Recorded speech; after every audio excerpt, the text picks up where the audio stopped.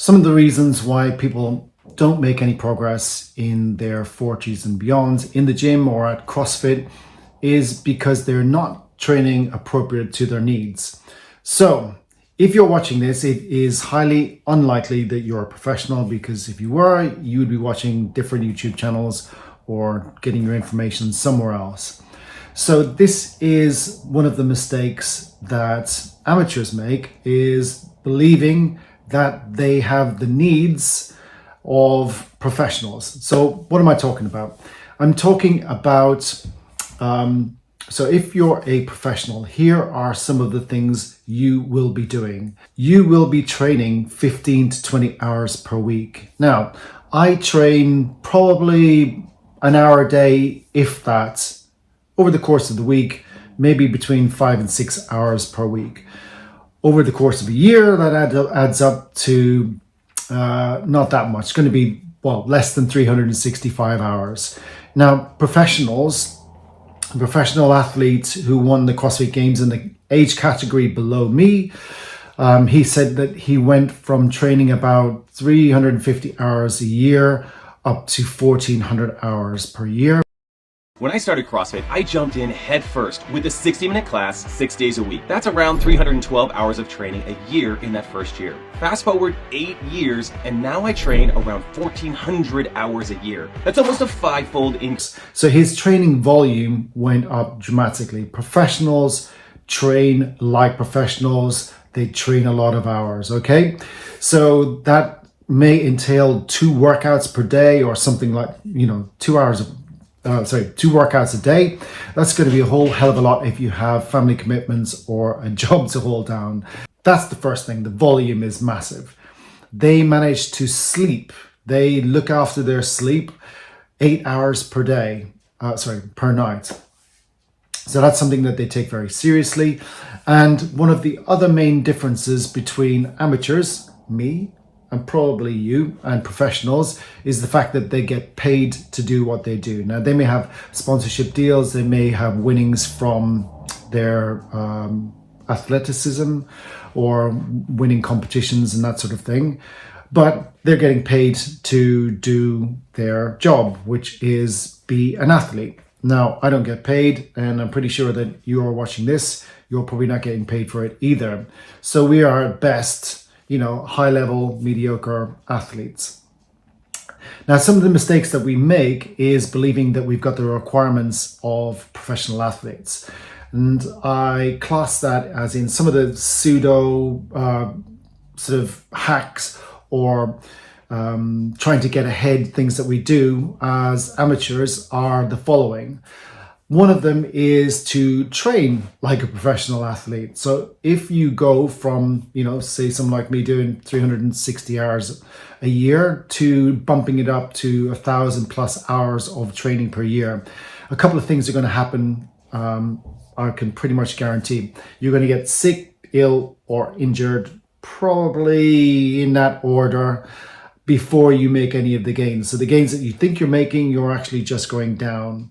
And that kind of thing is exemplified by people who want to go to, say they want to do CrossFit, and they do CrossFit 5, 6, 7 times a week, and they're smashing themselves up every single day. Now, maybe as a 20-something, that strategy might work for you, but definitely in your 40s or beyond, that is going to be a rather foolish way to spend your time.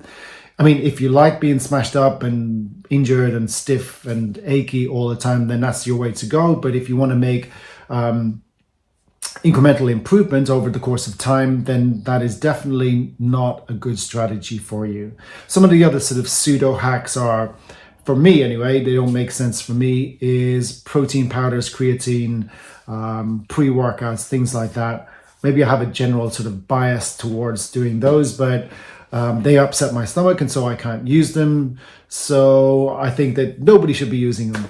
Well, that's not obviously correct, but I think it's basically putting the cart before the horse. So if you're looking to supplements to improve your dietary or your eating regime, you need to be looking at it the other way around and looking at the base of the triangle, which is getting some solid nutrition in place first before you look at the top 5%, the top of the triangle, which is supplementation.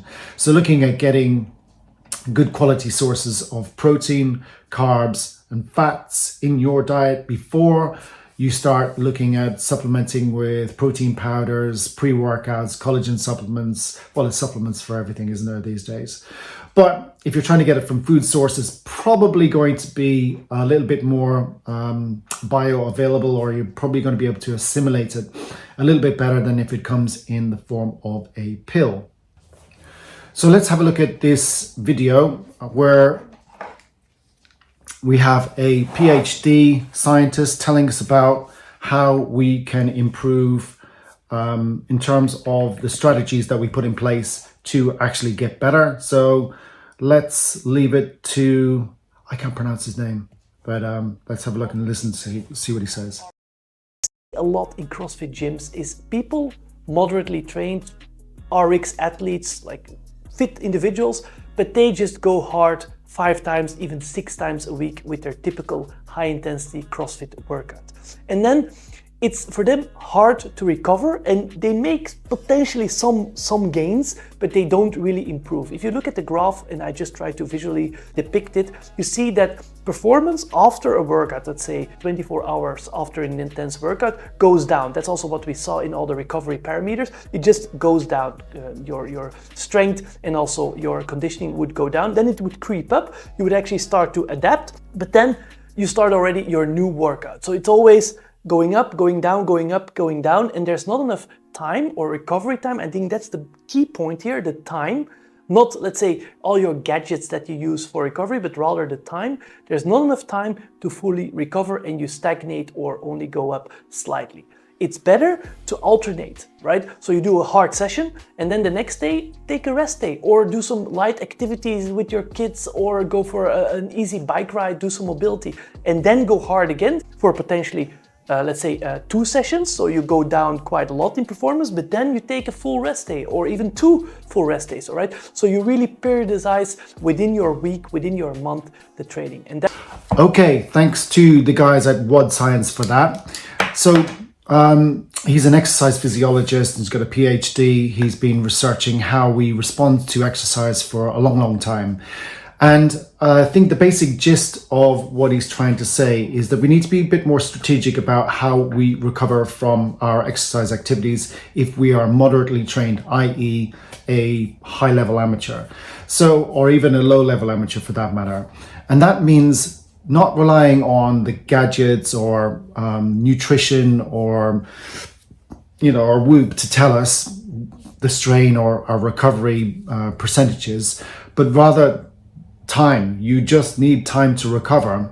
Now that doesn't mean you need to spend all of your time on the couch watching TV and stuffing your face with protein and carbs to try and get back on back to your training, but it means you can be a little bit more strategic. So if you have a hard CrossFit training session one day, then maybe the next day it's a bike ride, or maybe you do a low intensity zone 2 row, or then you could possibly put one CrossFit session on the day afterwards, followed by a strength session, which might not be as intense or demanding on your overall recovery system as an intense CrossFit workout is. But overall, it means a more holistic or strategic approach to your fitness in general, and not hard charging, smashing your head against a brick wall on a consistent basis and hoping that you are going to improve. So the analogy would be, training 5 or 6 days a week at CrossFit and learning how to survive your CrossFit workouts rather than improving. So ideally we want to be improving. Even if we're in 40s or 50s, we want to be going that way rather than just surviving, or even worse, going down, as that graph was showing. So if you have any questions or want to speak to me about your fitness or how you can improve or get better and make more out of the time you spend at CrossFit, or doing zone 2, or fitting those jigsaw pieces together in a coherent fashion that fits around your lifestyle, then hit the link below and let's have a chat. Guys, hope that helped today. Speak to you soon.